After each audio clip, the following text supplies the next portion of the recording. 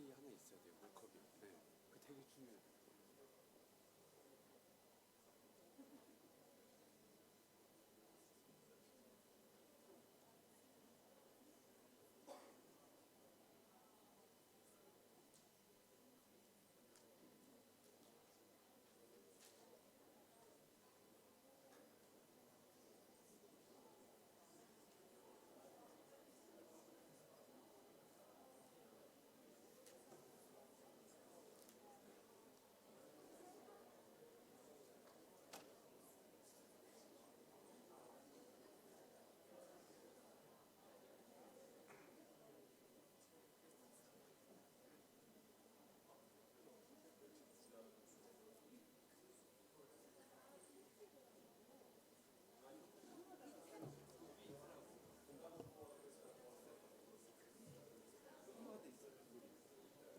여기다 놓으면 돼요. 네, 여기다 놓으면 돼요.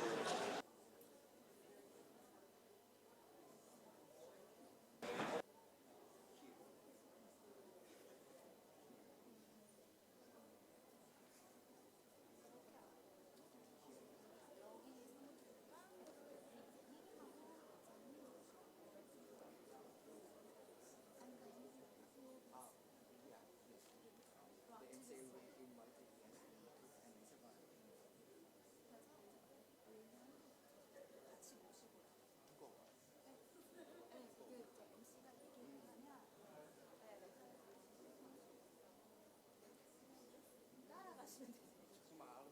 네, 여기 앉으셨다가 다시 그럼 뭐 포디움 앞에서 가면 듣겠습니다 하면은 나오시겠죠. 나오시면 돼요. 그때 저는 볼만 갖다 놔요.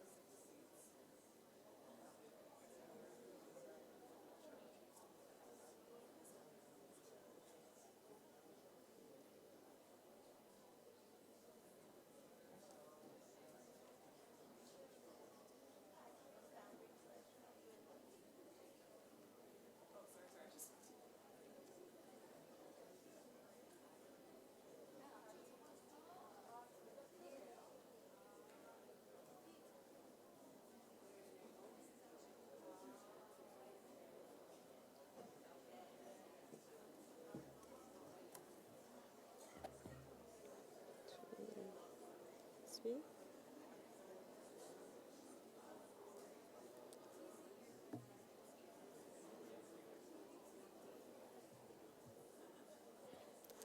Ladies and gentlemen, distinguished guests, fellow UN colleagues, please take your seats. Our guest of honor will be here shortly. Good afternoon and welcome to ESCAP's first Distinguished Persons Lecture for the year 2020. We are very honored and waiting in anticipation, of course, to have with us here today 8th UN Secretary General, Mr. Ban Ki-moon, who will be sharing with us his thoughts on addressing climate change and air pollution in Asia and the Pacific. Before the arrival of our guest of honor, we have a few housekeeping announcements, so please bear with me. We would appreciate if you could place your mobile phones on silent or turn them off. Food and beverages are not permitted in the room. This event is also being webcast on ESCAP's YouTube channel, so if you do have any friends and colleagues who have not been able to make it today, please ask them to tune in online. After today's lecture, there will be a meet and greet session with Mr. Ban up front. For those who are interested to approach him for photos, please wait until the end of the session. Thank you.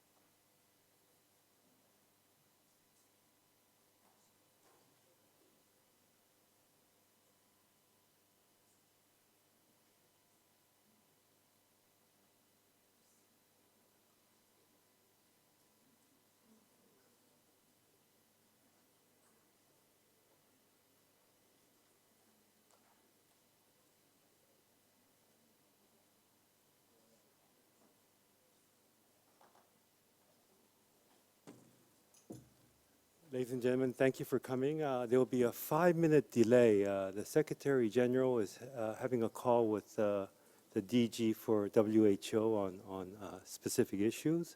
So please bear with us for 5 minutes. Thank you very much.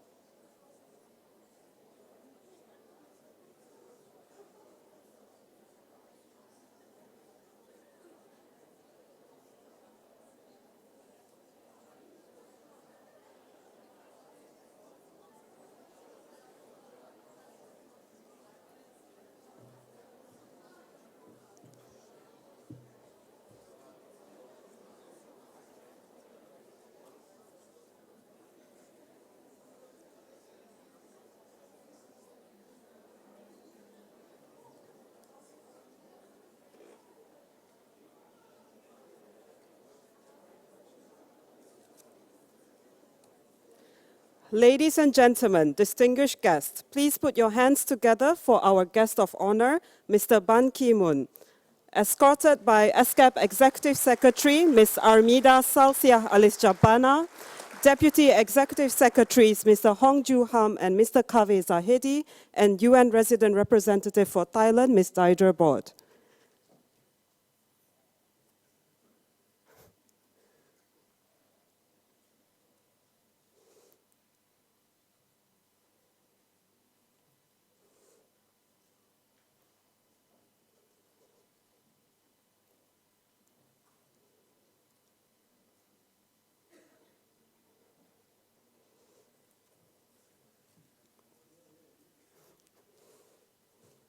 Apologies, it's a bit of a long walk.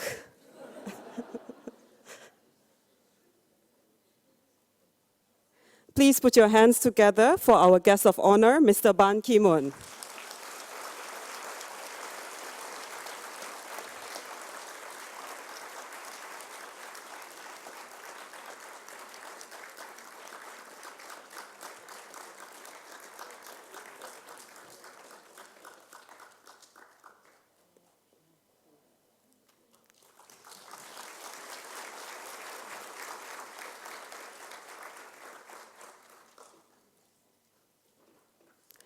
To begin today's program, please join me in welcoming United Nations Under-Secretary General and Executive Secretary of ESCAP, Ms. Armida Salsiah Alisjabana, for an introduction on the lecture series.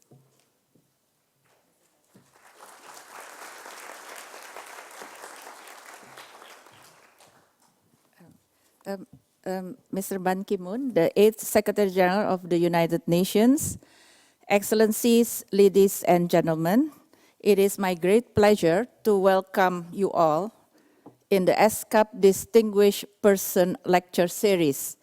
Today, we are very pleased and honored to have with us Mr. Ban Ki-moon. SG Ban does not need any introduction for this audience, comprising colleagues from diplomatic corps based in Bangkok, UN family, academics, and students. During his 10-year distinguished service as the world's top diplomat, SG Ban made tireless efforts and played a catalytic leadership for bringing 193 member states together to agree on the 2030 Agenda for Sustainable Development, as well as other very important agreements such as the Paris Climate Agreement, back then in 2015. Importantly, he has not shown any sign of desire to slow down. As you know, that he's now here with us in Bangkok. SG Ban continues to provide his leadership in national, regional, and global agendas as chair of many organizations and activities, just to name one, which is as chair of the National Council on Climate and Air Quality of the Republic of Korea. SG Ban has chosen to speak on a highly relevant theme of today, which is addressing climate change and air pollution in Asia and the Pacific. It is very timely because the global community is witnessing record-breaking extreme climate events, choking levels of particulate matters, and devastating wildfires. These are the intertwined impacts of climate change and air pollution. We are committed to respond to these emerging development challenges. We cannot be bystanders anymore. In Asia and the Pacific, it is our historic opportunity to consider how we can be a solution provider, raise ambition, and create space for transformative action in response to the climate crisis. We must step up collective efforts to move on to low-carbon pathways, start innovative transition in key sectors including industry, transport, and energy, and scale up global and regional coordination for actions that transcend all frontiers. ESCAP member states have already provided us with a clear guidance. As all of you may recall, last year, the outcome of the 75th Commission session is the resolution, one of the outcomes is the resolution on strengthening regional cooperation to tackle air pollution challenges in Asia and the Pacific. I commend your leadership and commitment in shaping a clear pathway for addressing this transboundary challenge of climate change and air pollution. I also would like to acknowledge and recognize the work of our colleagues from the interagency group that is helping accelerate UN's action. Excellencies, ladies and gentlemen, finally, to mark the 75th anniversary of the United Nations and to embark on the decade of action to deliver SDGs by 2030, I am truly very pleased to re-energize the ESCAP Distinguished Person Lecture Series. I would like to use this as a vibrant platform for conversation with the intellectual leaders and thinkers of our time. There are few, if any, public intellectuals better able to kickstart the conversation on the sustainable development issues than S.G. Ban himself. Please join me in warmly welcoming the 8th Secretary General of the United Nations, Mr. Ban Ki-moon. Thank you very much.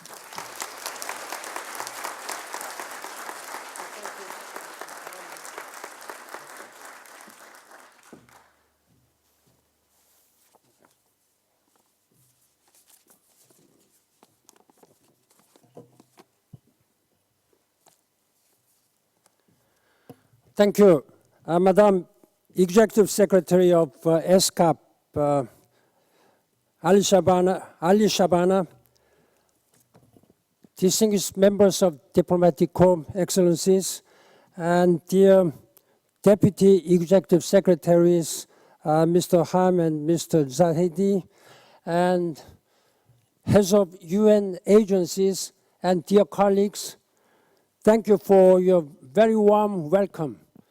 I feel as if I were at the United Nations, but remember that I'm a private citizen, but still I'm very much moved by your very kind and warm welcome to the United Nations, ESCAP. And it is also colleagueship and friendship that I'm still working, even though I'm a private citizen, for all the values and principles and programs which we were working together. I'm still traveling around the world, doing almost similar things you are doing now. So please remember that I am one of your partners, and you can use me all the times. And thank you very much for this warm welcome. Ladies and gentlemen, in 2018, the IPCC, Intergovernmental Panel on Climate Change, has strongly warned that unless we contain the global temperature rise below 1.5 degrees Celsius, we would have no hope, and we will have to regret for our succeeding generation, as well as our only planet Earth. Just last week, on January 23rd, I was in Washington, D.C. as one of the members of the Elders. This Elders group was founded by Nelson Mandela as a small group of former presidents and Nobel laureates working together for peace, development, human rights, and equality. The main purpose of me was to unveil the doomsday clock. You know that this is an indicator how close we are to the doomsday because of the nuclear war. The hand of this watch clock is stopped and advanced to 11 o'clock 58 minutes and 20 seconds. That means we have only 100 seconds to the midnight. 100 seconds after, if anything does not happen to stop all this nuclear threat, then that will be the end of humanity and our Earth. At the same time, this doomsday clock event has two purposes. One is a nuclear threat. Another one is a climate crisis, climate threat. Ladies and gentlemen, we have been working so hard since the adoption of a Paris Climate Change Agreement, but we are deeply, deeply concerned that we are not moving as much as the nature asks us to do, and as much as we should do. And particularly with the withdrawal of the United States, there has been a lot of drop in political will among the member states. There are some countries still, major countries, who are really trying to follow the step of this.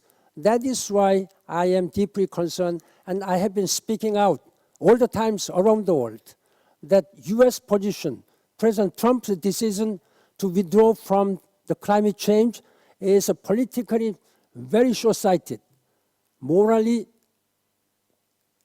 wrong, irresponsible, and scientifically, that is again wrong.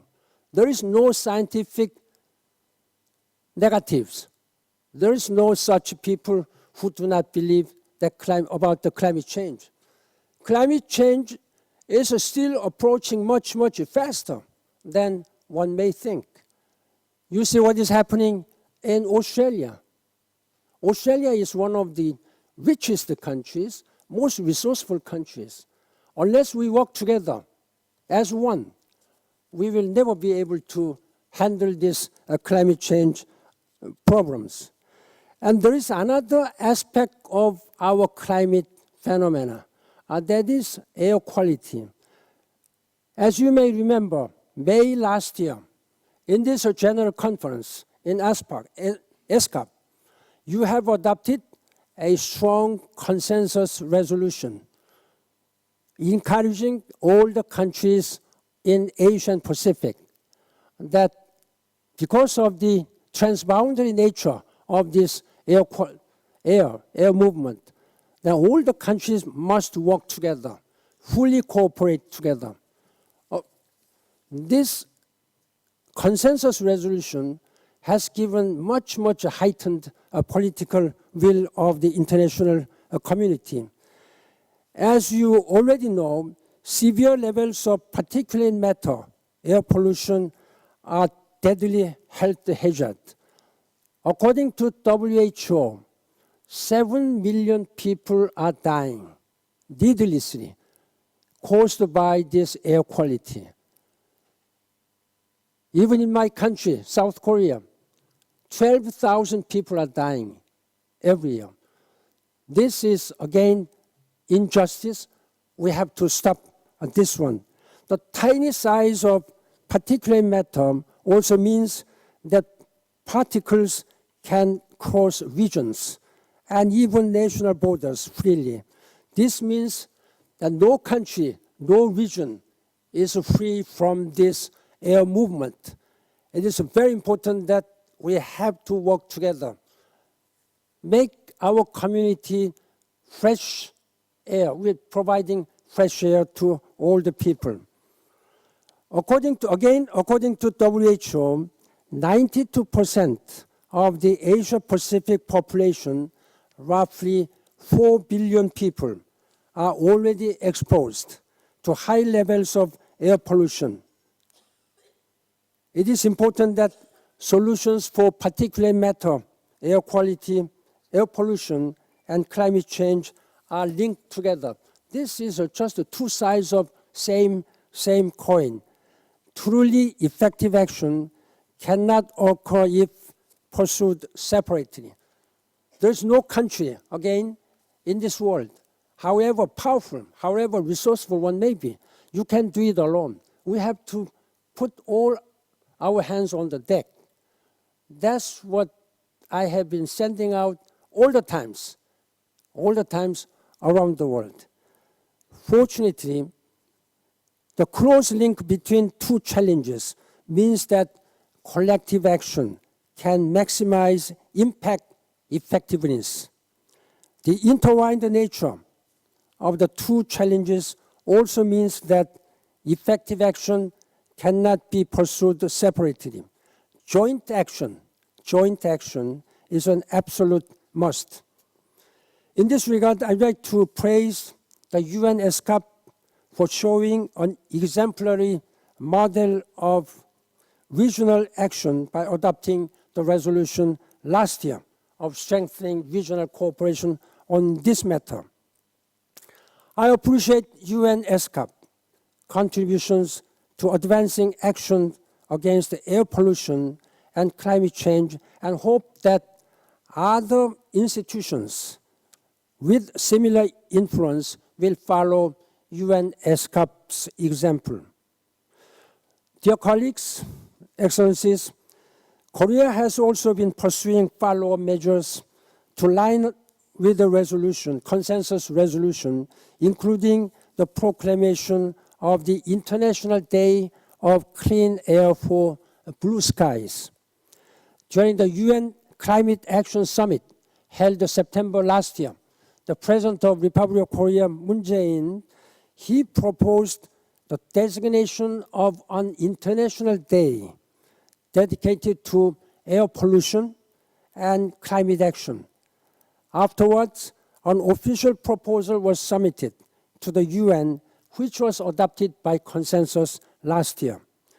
The International Day of Clean Air for Blue Skies will be held annually on September 7th every year.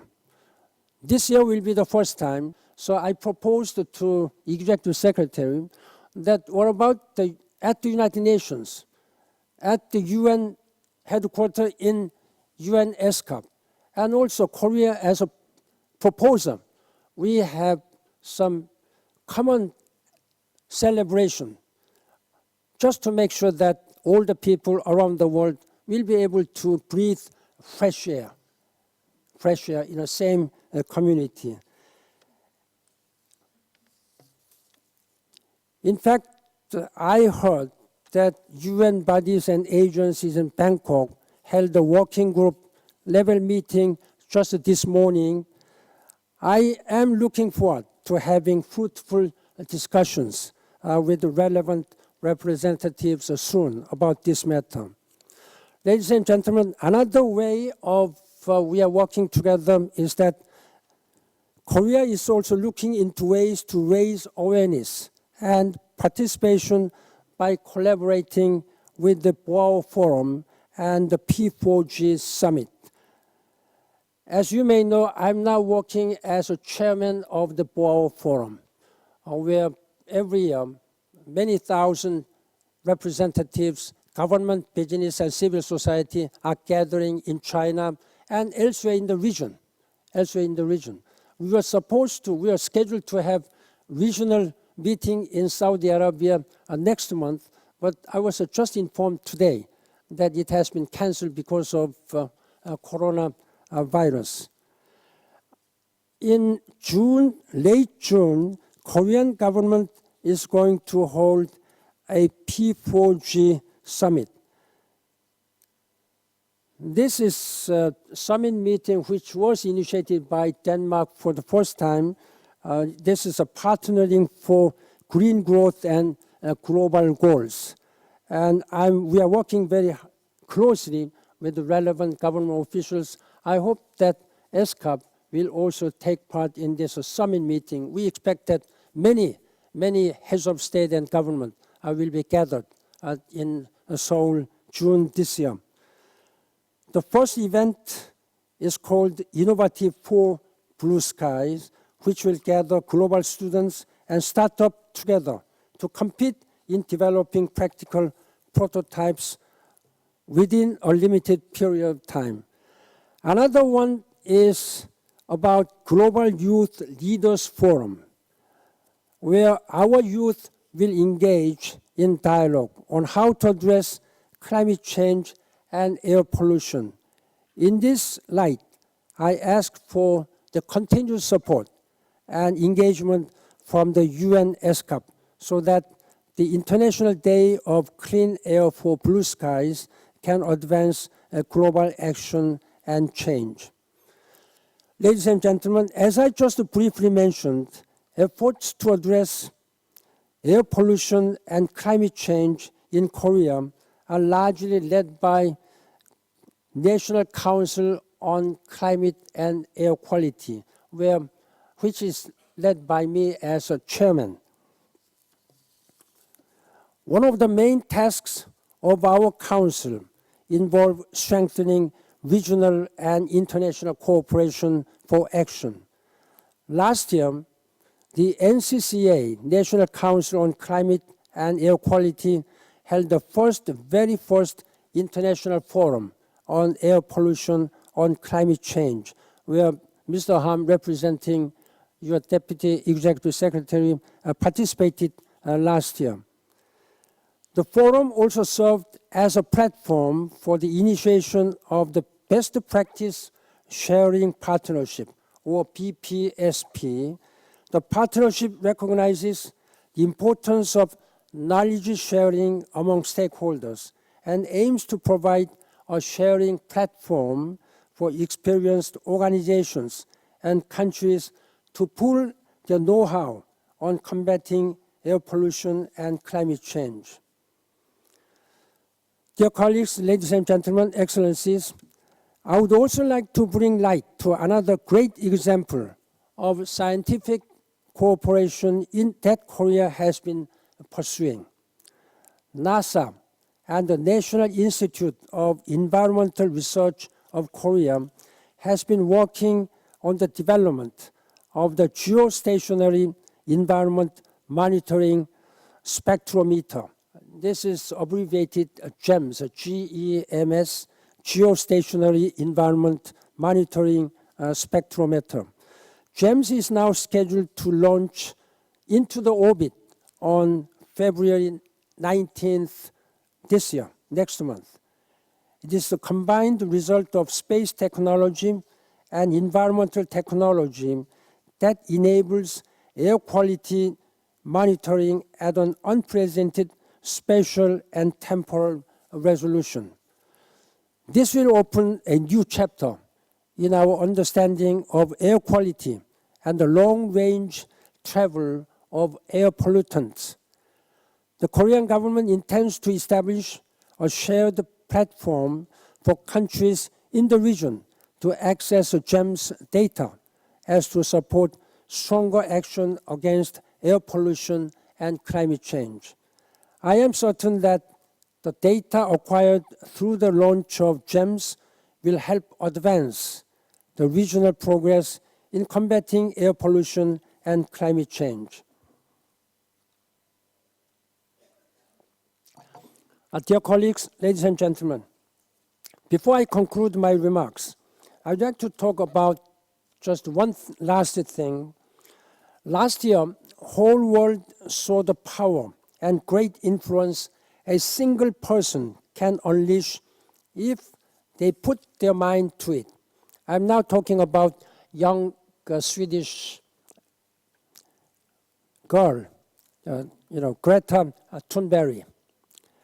In my mind, I can still the sight of Greta angrily speaking to the world leaders sitting in the General Assembly Hall last year. I was there myself, and she was really speaking out to heads of state and government, saying that because of your empty words, my future, my dream have been taken away.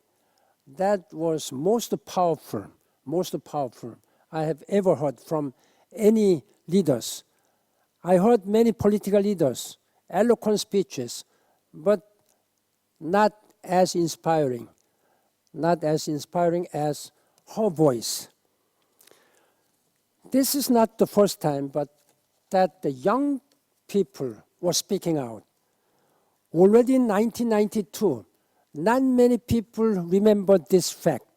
I have also discovered this fact, and I'm now telling you, in 1992, during Rio Summit in Rio de Janeiro,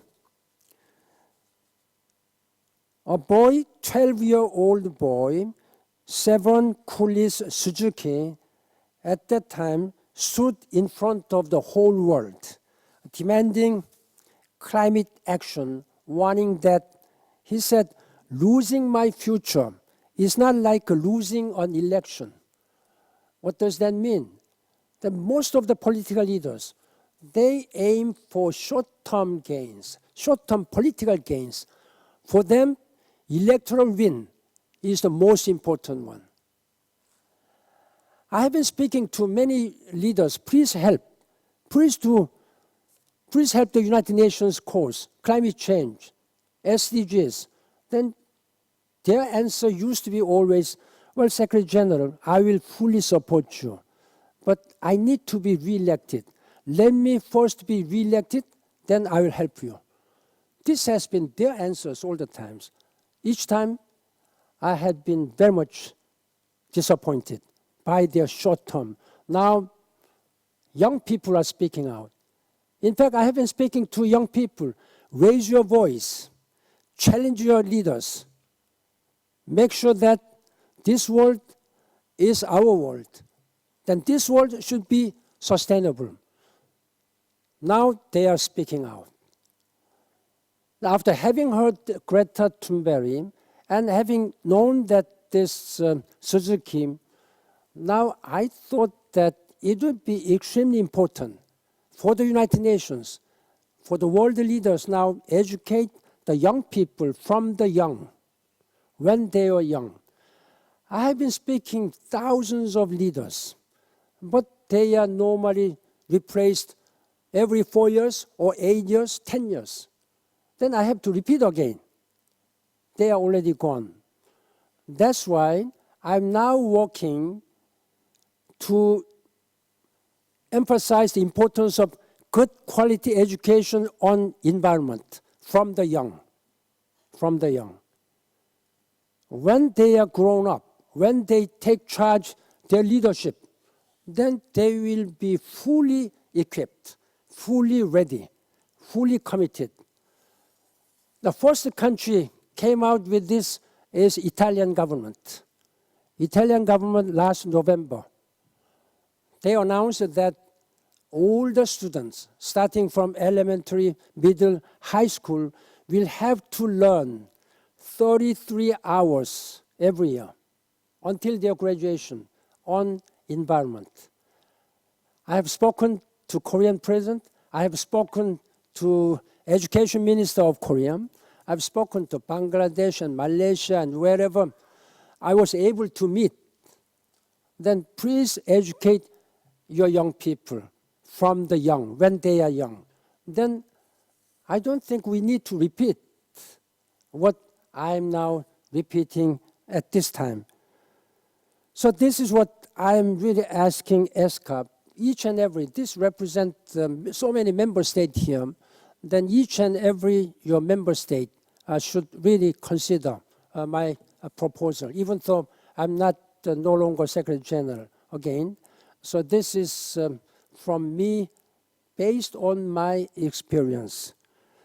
Ladies and gentlemen, Madam Executive Secretary, dear colleagues, I cannot stress how important it is for us to unite and pursue collective action.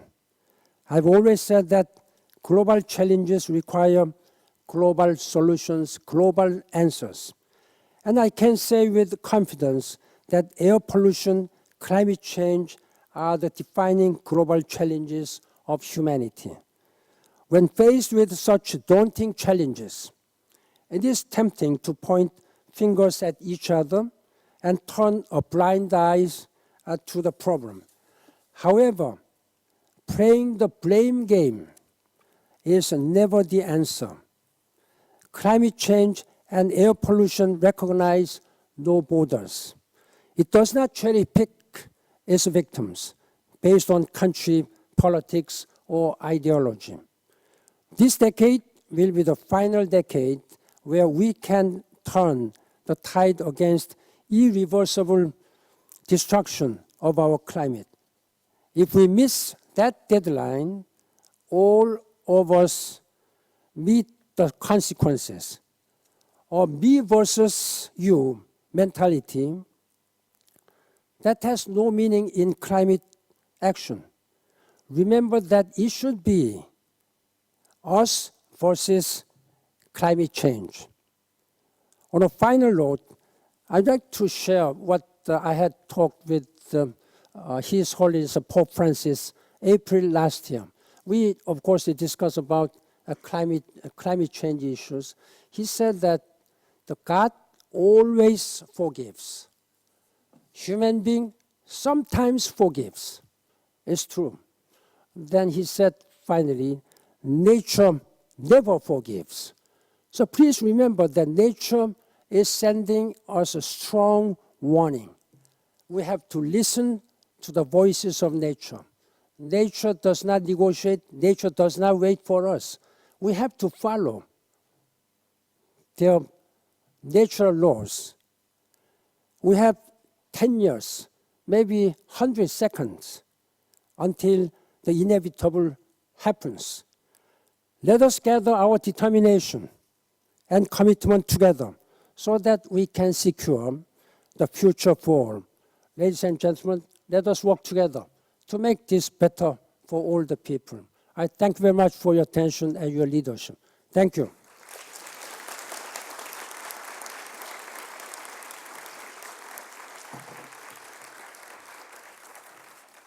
So we go this way.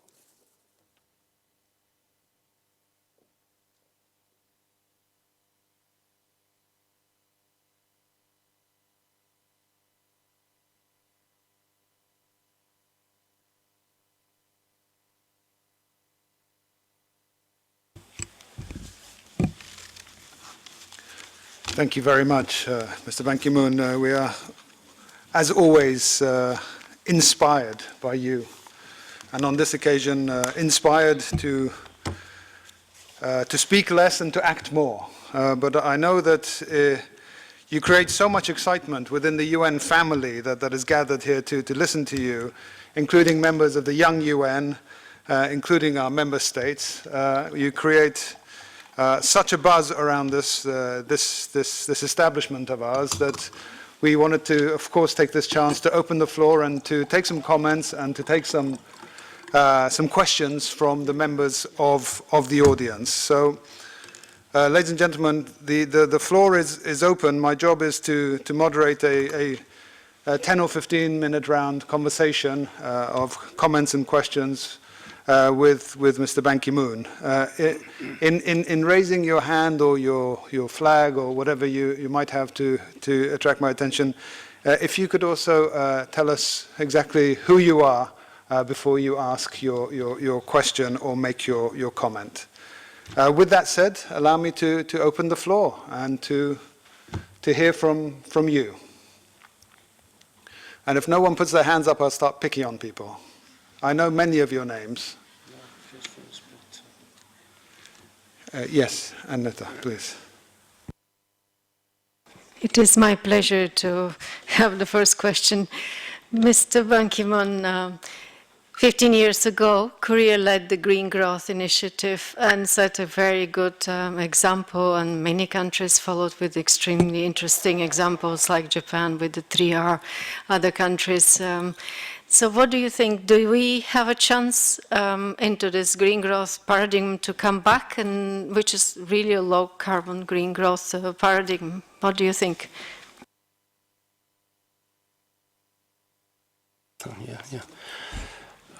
That's a very good question. As you may know, there is an international organization called the Global Green Growth Institute, where, again, I'm working as a chairman and the president of the assembly and chairman of the council.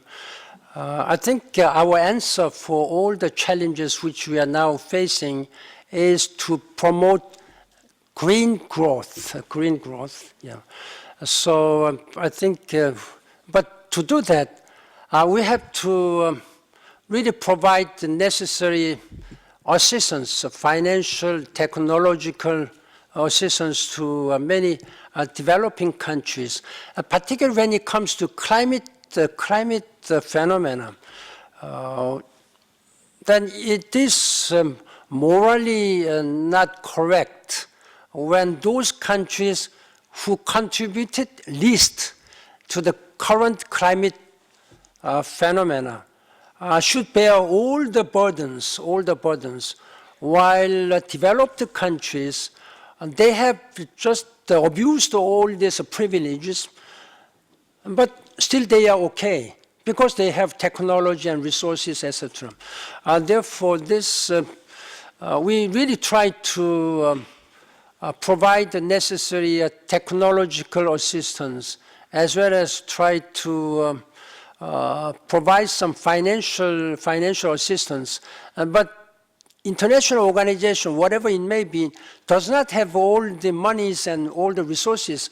We now try to banking project with the institutions. So it is also very important that we work together, particularly the developed countries, OECD countries. I think they should provide much more financial support.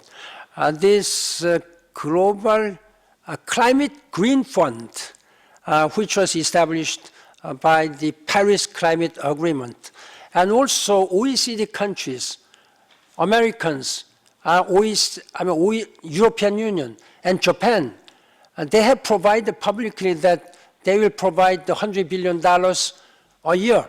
By this year, by the end of this year, we should have $100 billion. And every year thereafter, we should provide $100 billion every year. But as you may know, this Green Climate Fund, GCF, is almost empty shell, because US is not paying, then the European Union doesn't have much appetite. So it's a huge crisis at this time. I hope that with the fifth year coming, and with COP26 in Glasgow coming, we should renew our commitment. And that's what I'm really emphasizing all the times. Thank you. Thank you.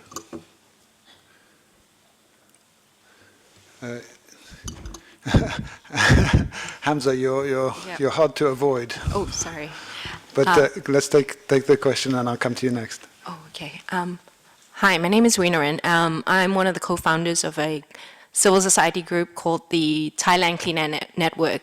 And we had formed together, we're a multidisciplinary team specifically to address the problem of air pollution in Thailand. I must say it was an absolute breath of fresh air to have heard all the initiatives that you have driven, Mr. Ban Ki-moon. What I wanted to hear from you was the wealth of experience you've had. I think if you look back at all the environmental movements globally, one that has worked really well in terms of bringing all countries together on the same page was the movement in terms of solving the ozone hole. I wanted to hear from you about what was the thing that caused every country to work outside, to take off their hat and come together, and if there be lessons learned for trying to solve air pollution and the climate crisis that we're facing now. Thank you. That is also another important issue.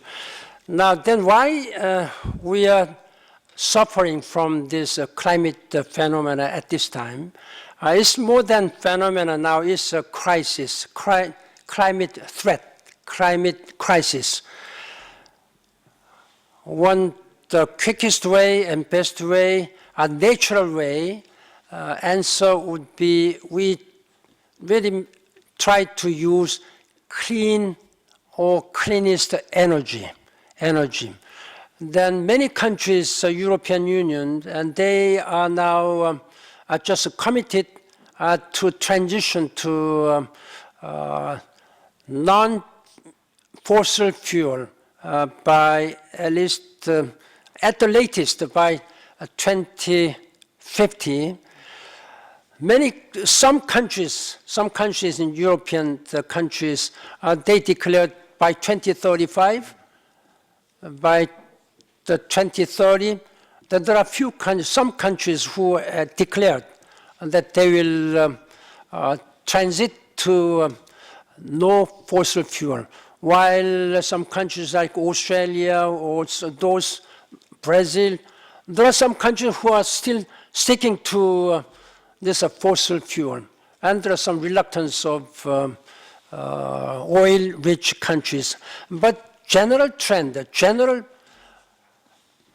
understanding and commitment is that by 2050 we have to go no fossil fuel, no fossil fuel.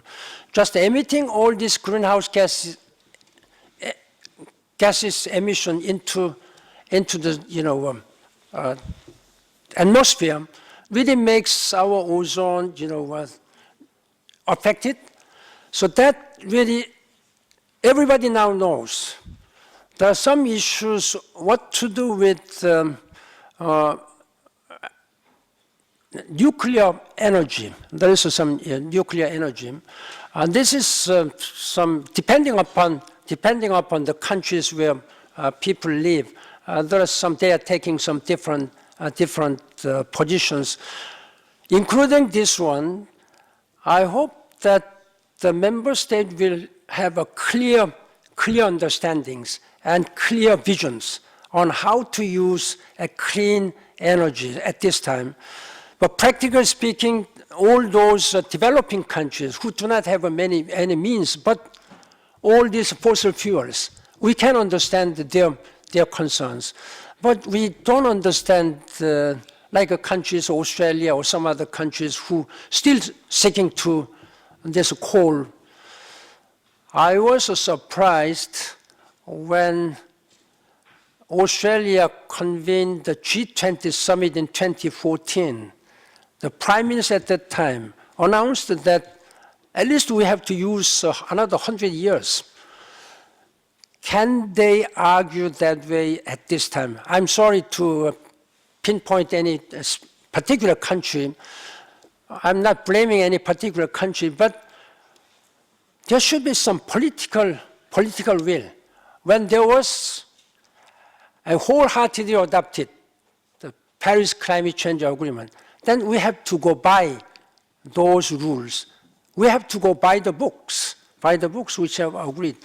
In that regard, the people believe that the Glasgow COP26 will be crucially important because this year is also 5th year of the adoption of Paris Climate Change Agreement. The countries should submit their NCD, nationally determined contributions. I hope they will all come with the most ambitious targets. Thank you very much. Thank you. Thank you very much. And it's a great question, and it seems that all of these roads converge, whether it's the green growth story, whether it's the SDGs, whether it's the Paris Climate Agreement, all of the roads converge. Yes. It is, in essence, all converging on the same path, a path that is, in a way, symbolized by the decarbonization by the middle of the century. And the question is, can we bring the political will that you mentioned to replicate the few success stories that we have? And Montreal Protocol is clearly one of those. Hamza, let me go to you next. Why only that side always? Okay, I'm switching sides after this. Thank you, Kavi. Mr. Ban Ki-moon, thank you very much for a very lively lecture, very candid views. I'm an economist with the UN ESCAP Macroeconomic Policy and Financing for Development Division. And as an economist, I think, understand fairly well the importance of growth for developing countries and its dynamics and so on and so forth. But in these conversations on climate change, whenever I hear the term green growth or global green growth initiatives, it makes me very uncomfortable. As we keep investigating the issues further, the implicit message seems to be that the growth and sustainability can go hand in hand. I think we are hitting the planetary boundaries now with the current growth model. That message does not come out when we join the two terms green and growth. The implicit emphasis still being on growth and then somehow make it green. We sometimes use blue economy and those things, again, emphasis being on economy and somehow bringing in other elements. Based on your experience, I'll be interested because I think there are trade-offs now. We have to make it very explicit rather than use adjectives to make it sustainable. So in your experience, what's your view? Do you think there's a trade-off? Do you think we're hitting planetary boundaries? Do you think we can still pursue both growth and still handle the climate challenge or climate threat? Thank you. I think that is another very important lessons which we should learn. But we have already learned the lessons. The problem is that whether you have a will to not to repeat what you have made mistake. Many countries, particularly who has risen rapidly from developing to developed world. So they have been, in the name of industrialization, I think many countries have been abusing their privileges. And they have been abusing the nature.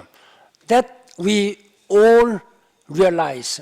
In the form of, climate change is now giving us clear message that it is not only the development, that we have to, when it is good to develop, but this development should go in a sustainable way without taking in advance which our next generation will be able to use together.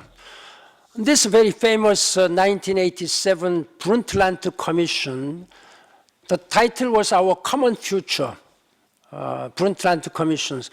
At that time, it has already made a clear definition.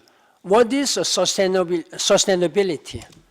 Sustainability means without using or abusing the current resources and future resources our next generation will use, then we have to make our development. But we have not paid attention to this common future, Brundtland Commissions. I think Sustainable Development Goals adopted in 2015 clearly gives us answer to your questions.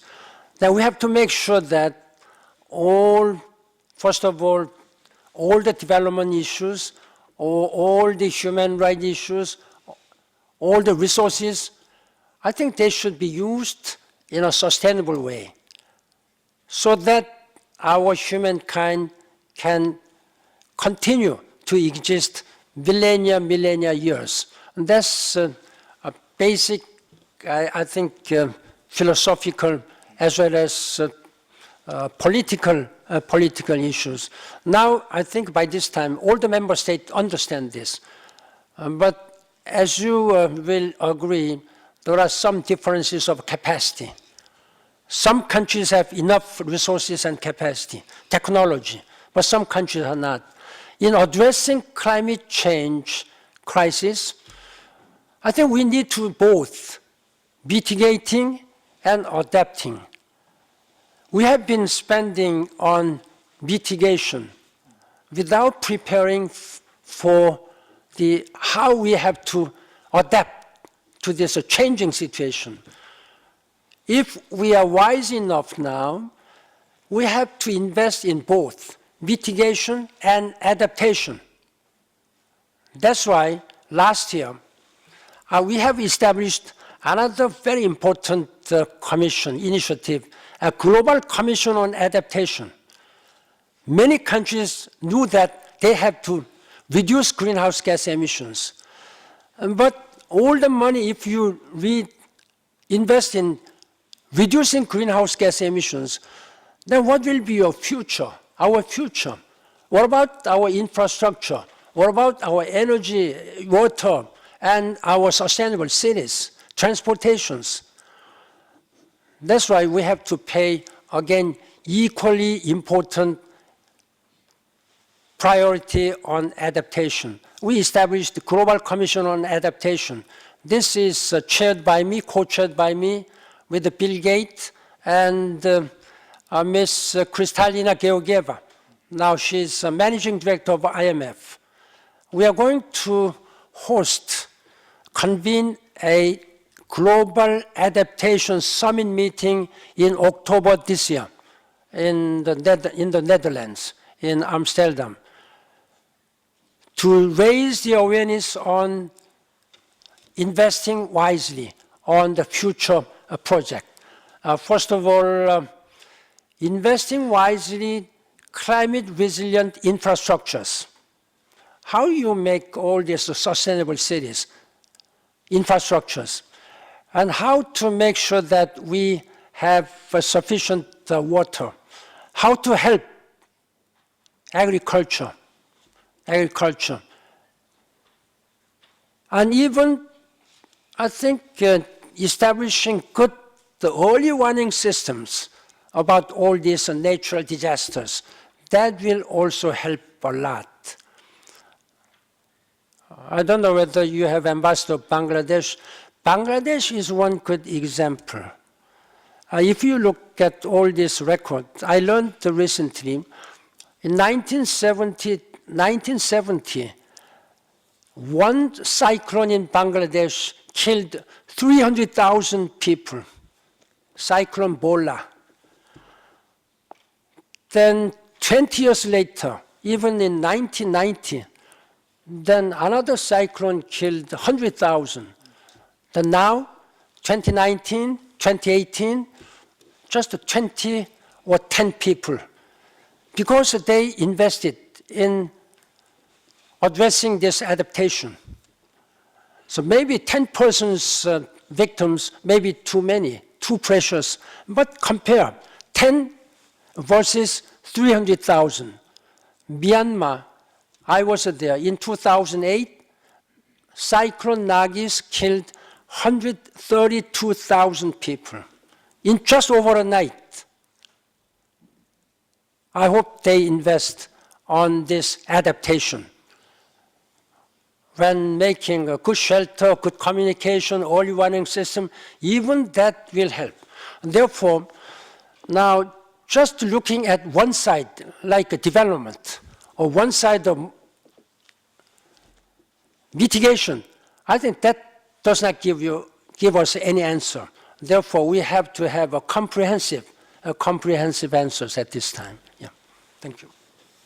Thank you very much. So multiple dimensions of the limits to growth, not just the traditional ones between potentially growth and sustainability, but also some of the trade-offs between mitigation and adaptation, the new boundaries that we're facing.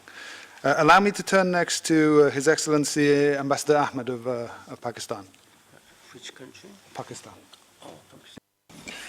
Thank you, Secretary General. We have seen you over the years lead the global efforts on peace and security, development issues, and including the climate change, and we are very grateful and appreciate your continued leadership on these issues. My comment or question is basically related to the first question and some of your comments in response. I would like to put it in a different way. I think for a common man, there are three aspects related to climate change: the scientific and the technical, aspects related to this. Second is the financing, and third is the political leadership or the political will.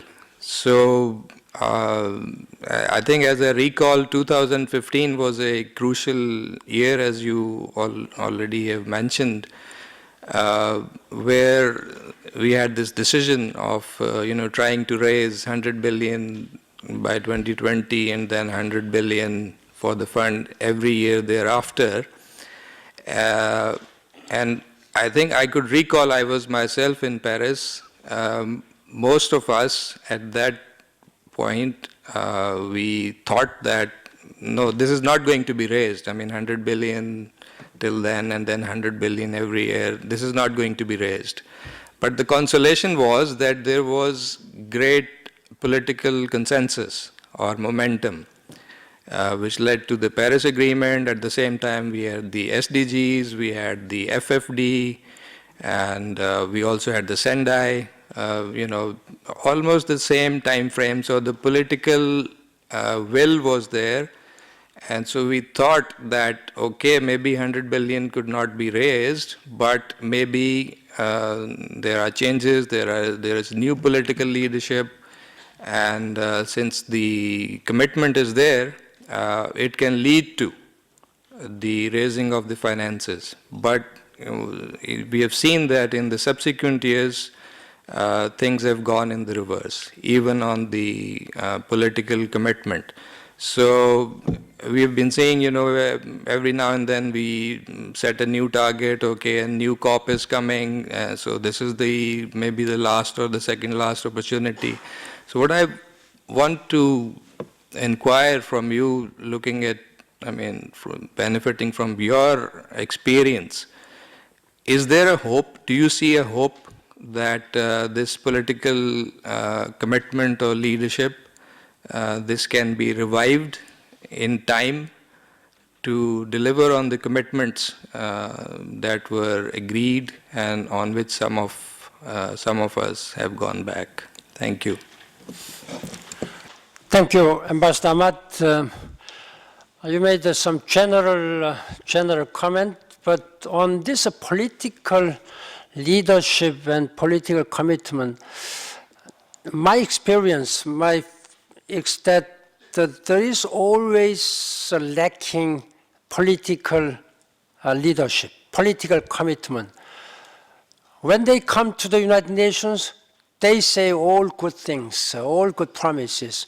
By the time they return to their country, everybody becomes a hostage of domestic politics. So I cannot blame them. But once they made the commitment, then regardless of what, despite there may be some domestic problems, they should really do something at least. There clearly, I have found that there is a lack of global citizenship, global vision. So everybody is a very good national leaders. They are very good national leaders. That's why they were elected, president, the prime ministers. But when it comes to the standard, compared with the standard of the United Nations, global vision, global commitment, I think you find very little global leaders with the global vision, with the global citizenship. That's, I regret very much to say so, but I cannot blame them because they have their own politics. That starts from number one country. By any standard, there is only one number one country. That is quite regrettable again. Then how can resolve this one? That's why young people are raising their voices. That's why people are now demonstrating on the streets. This is what we are now experiencing. And multilateralism is now under serious threat. Multilateralism, symbolized by the United Nations, has been under very much a serious attack. It has been the guiding framework, particularly since the end of Second World War. Then when Human Rights Council is not functioning well, World Trade Organization is not functioning well, UNESCO is seriously affected, and climate change agreement is not fully adhered, implemented. And then it is only the people who will suffer on the ground. Now how can we meet the target of nobody is left behind? Many people are still left behind. That's why we have adopted SDGs, where nobody is left behind, regardless of what you are, whether you are developed or developing countries. So that's one thing. Then here, I'd like to really emphasize the importance of global partnership. Without global partnership, which is specified in Goal 17. There is no government in the world, no government is capable to do everything alone, in their own country even. It has to be supported by business community, and it has to be supported by civil society. Particularly, there is a clearly very important role by business communities. I think one industry itself has all the goals and principles of the SDGs. It has a labor issue, it has a human rights issue, it has some money issues, and it has the climate issues. Therefore, we need to really forge a stronger partnership with government and business community, and supported by civil society. This is my answer at this time. How you mobilize $100 billion.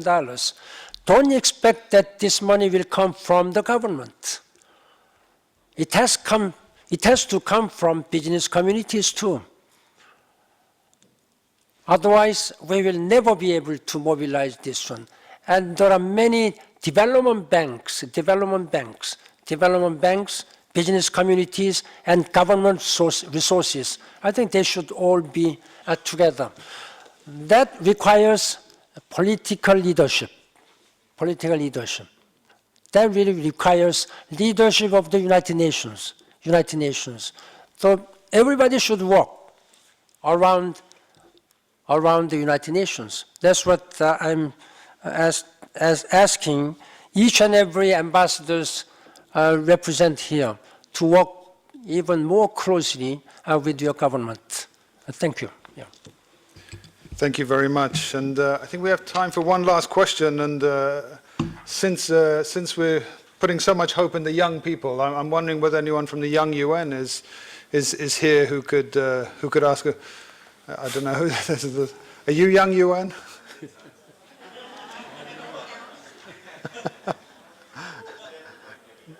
Go ahead.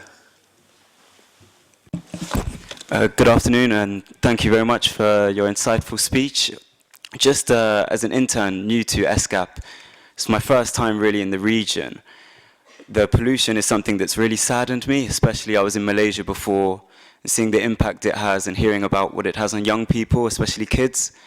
But in Malaysia before, people were telling me that it stemmed from forest fires in Indonesia, and then here in Thailand, impacts from Cambodia. I was wondering, what's your opinion on how we can hold countries maybe more accountable, because the detrimental effects from these, other countries' actions can have, very, very profound effects here. So how can we deal with this, in your opinion? Thank you very much. I think ASEAN, you are talking about the countries belonging to ASEAN. ASEAN is the association of countries. I think they are, very exemplary.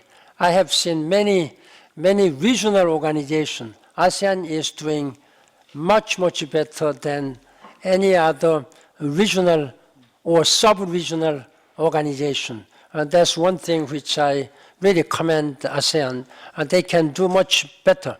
So ASEAN has been expanding their scope of collaboration with ASEAN Plus 3, and now expanding to East Asia Summit. So virtually deals with so many countries. Even when you talk about Asia and Europe Summit, ASEM, and then we are talking about whole membership of the United Nations virtually, and that's one good thing. And then what I'd like to really ask youth, young generation living in Asia. First of all, there is a tendency, I think because of some culture, religions, or long history, then the Asian youth has much limited the sphere of their activities rather than Europeans and some other world. That's one thing. So you have to expand your scope of activities, and you have to expand your vision.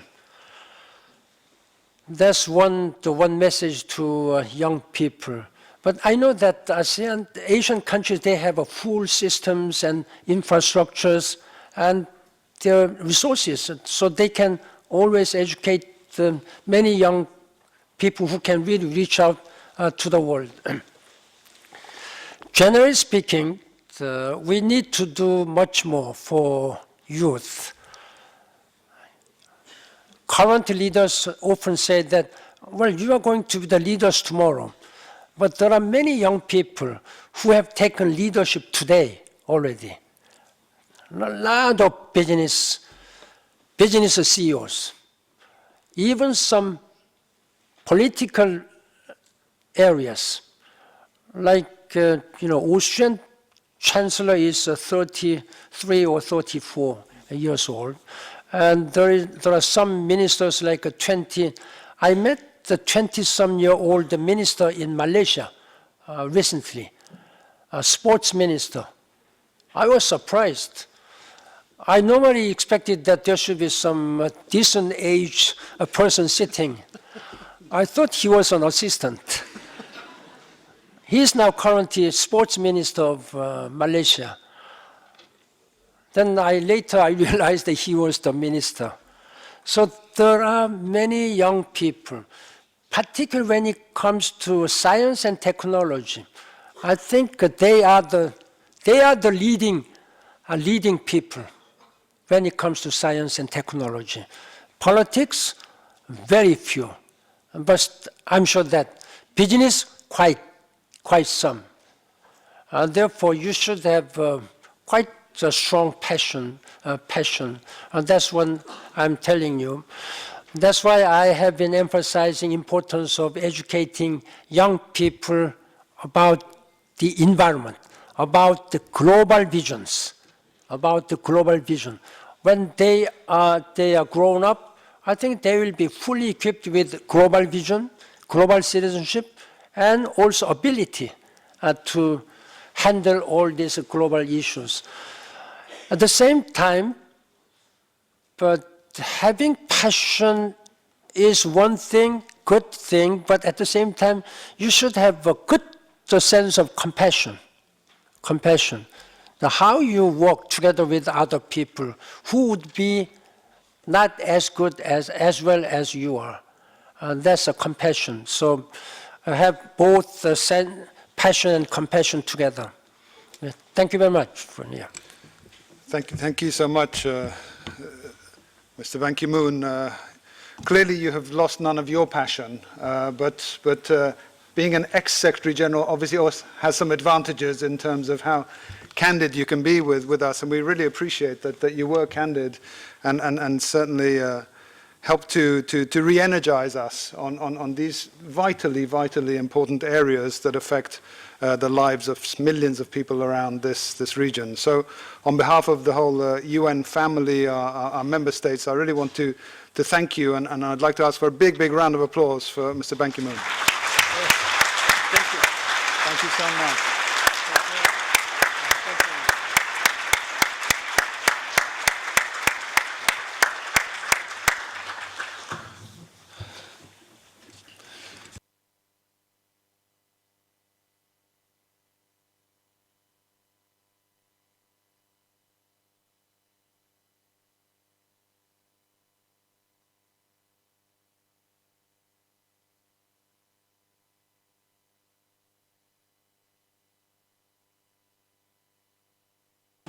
So colleagues, dear friends, Mr. Ban Ki-moon has a few moments if anybody would like to come and greet, say hello. For the young people, it's selfie time. Please feel free to come up.